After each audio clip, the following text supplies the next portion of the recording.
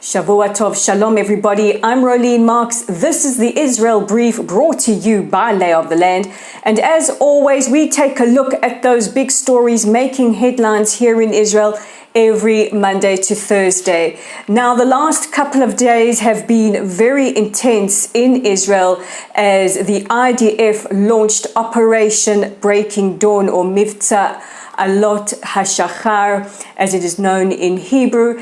And we're going to use this edition of the Israel Brief to take a look at events as they unfolded since Friday. So last week we brought you the story that Israel had arrested the head of Palestinian Islamic Jihad during counter-terror raids in Jenin in the West Bank. Now, military intelligence had the good authority or the information that Palestinian Islamic Jihad cells in the Gaza Strip were planning on launching attacks and possibly killing Israeli citizens in the south. As a result of that, the military blocked all access roads in areas very close to the border with Gaza, as well as stopped the train service between Ashkelon and Sderot. And there were several days of quiet, although it was very, very tense.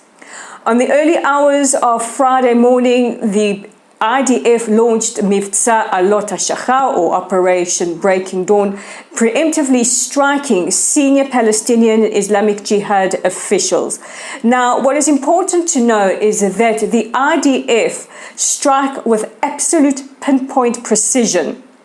And what they have been exceptionally brilliant at over the last couple of days is showing you exactly what the targets were, how they struck them, and if they had to abort certain strikes because there were civilians in the area. The IDF also warned civilians of impending strikes, either by dropping pamphlets or leaflets, phoning them, or sending text messages. Now, the military managed to eliminate all top PIJ commandos in the Gaza Strip. However, PIJ embarked on a campaign of firing rockets and mortars, and the results were over 1,000 rockets and mortars fired towards Israeli sovereign territory. Southern cities and towns took the brunt of it by enduring barrage after barrage after barrage of rocket attacks. But rockets were fired as far as Beersheba in the Negev, Modi'in, where I am living. I got such a fright when sirens went off on Saturday. Tel Aviv, Jerusalem, and the areas in between, places like Rishon, places like Bat Yam, Ashdod, and various others. Inside the Gaza Strip, rockets misfired by Palestinian Islamic Jihad caused a tremendous tragedy. The final assessment by Israel's military has it at 27 civilians killed, at least 16 of them as a result of rockets that have misfired when Palestinian Islamic Jihad launched them, including 6 little children. In fact, yesterday there was footage of a rocket that almost wiped out a film crew from a news station. Now, once again, I just want to reiterate that Israel wants to mitigate as many civilian casualties as possible. On Israel's side, we had about 29 people injured. The most serious was a Palestinian worker from Hebron who was seriously hurt when shrapnel injured him as a rocket struck a factory in Ashkelon. The other people were hurt either from anxiety or running for shelter or as a result of shrapnel. Homes were damaged in places like Sderot and Ashkelon as well. Now, what is important to know is that this particular campaign was targeted at Palestinian Islamic Jihad only. We were watching with bated breath to see what Hamas, who govern the Gaza Strip and are responsible for tying in and keeping under control all these various terror entities. Now, from Hamas's perspective, they don't want an escalation with Israel, no matter how much they postulate. The reasons are as simple. Israel's providing incentives for calm in the Gaza Strip as well as increased humanitarian aid. As a result of this operation, the humanitarian crossings had to be closed. However, Palestinian Islamic Jihad managed to fire mortars towards the Erez crossing, damaging that crossing, which is a major entry point for humanitarian aid such as fuel and food. It's also important to understand exactly who Palestinian Islamic Jihad are. They are an Iranian-sponsored terror entity. They are proscribed around the world in countries like Israel, the United States, the United Kingdom, Australia, Canada, New Zealand, the European Union, Japan, and various others. That makes them illegal. That makes them an internationally recognized terror entity. And yesterday it was announced around about 8 o'clock that Israel's military had believed that they had achieved most of their goals and there was no need to carry on this mission. By the time the mission ended, the top echelon of PIJ were eliminated. But what does this mean for Israel's citizens of the South? They are extraordinary. They endure the unendurable. Places like Sderot, which are the most bunkered towns in the world, where people only have a matter of seconds to get to safety. But the message has been resounding from our southern residents. They are vulnerable, they hurt, they feel the effects of the trauma, but they are fiercely and firmly Israeli and Zionist and are not going anywhere. This was the message put across when President Herzog visited them earlier today. But now what we do have to take into account are the after effects. Last night at about 11:30, an Egyptian brokered ceasefire came into effect. Now, the ceasefire was delayed in coming into effect because Palestinian Islamic Jihad were insisting that Israel release prisoners. Israel, it has been confirmed by our security forces, refused to release any prisoners, but it is believed that Hamas pressured Palestinian Islamic Jihad to accept a ceasefire, not wanting any of the concessions given to the Gaza Strip to be taken away. Concessions like an increase in the amount of work permits, increase in the amount of aid and fuel to help the beleaguered Gaza Strip. It is also important to remember that there is a legal maritime blockade in place by both Egypt and Israel as a result of the firing of rockets, the attacks on Israeli sovereign soil, and because we want to stop the transportation of weapons and munitions coming from Iran, who sponsor the terror entities in the Gaza Strip.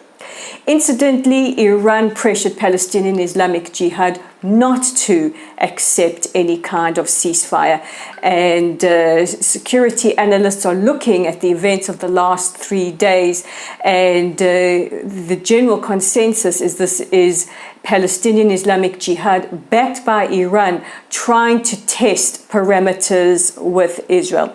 On top of this all, yesterday was the Jewish day of Tisha B'Av. It's a mourning day. It's a day where Jews around the world mourn the destruction of our holy temple. There were concerns that we could see violence breaking out on the Temple Mount. However, thank goodness it was relatively calm there as well. Calm inside the country as well, because of concerns what happened last year when we had Arab-Israeli entities clashing with Jews, and what could have been a situation inside the country, an internal situation that could have had dire consequences. The real heroes of these last 3 days, in my opinion, first of all, the citizens of the South who endured the brunt of these rocket attacks on Israeli sovereign territory. Of course, our army, our Ministry of Foreign Affairs, the Prime Minister's office for getting the messages out, getting the narrative out, getting on top of the narrative before the narrative could control us. I know very often we are criticized about our public relations. We cannot fault them there. Our security officials, our police, our firefighters, our emergency response personnel like Magen David Adom, evacuating people to hospital, and of course the shining star of it all, the Iron Dome systems rolled out across the country. 1.5 million of us were in line or in the line of fire of these incoming rockets, and it is those Iron Dome batteries, a true just a phenomenon of technology, just a thing of beauty. I must say, when I see ours perched upon its hilltop here in Modi'in, protecting the city, I really, as an Israeli, I feel a lot more secure. Its success rate during this operation was at 95%, just absolutely extraordinary. Some of the rockets that do get through, according to the algorithm, and they aren't necessarily predicted as coming towards any kind of city or any kind of populated area. And of course, nothing is 100% perfect, but a 95% success rate is absolutely extraordinary. If there were no Iron Domes, the catastrophic loss of life on both sides would be tremendous. Thank you to President Biden and to all the members of Congress who voted last year to increase the funding on Iron Dome and to restock those very, very, very important interception rockets. Thank you. You kept us safe. Meanwhile, today at the United Nations, the UN Security Council will convene to discuss the events that took place in the Gaza Strip.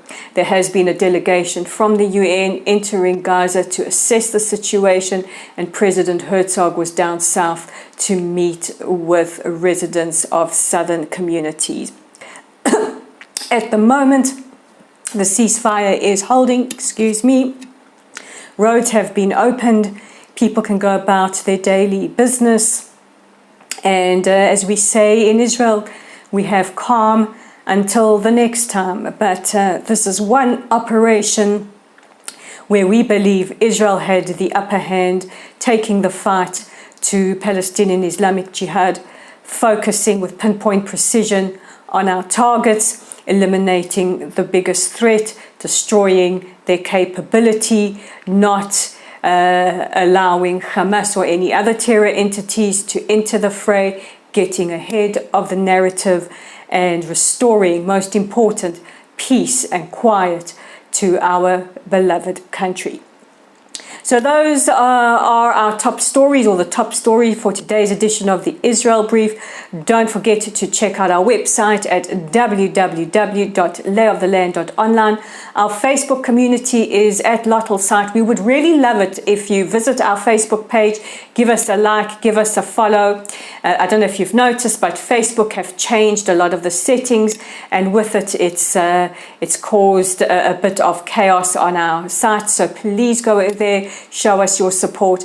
Our YouTube channel is at the Israel Brief. Please consider clicking on that red subscribe button and ensuring that we get Israel's side of the story, our narrative, out to as many people as possible. And of course, we're on Twitter at Lay of the Land 5. I'm Rolene Marks. This is the Israel Brief. Join me again tomorrow for your top stories.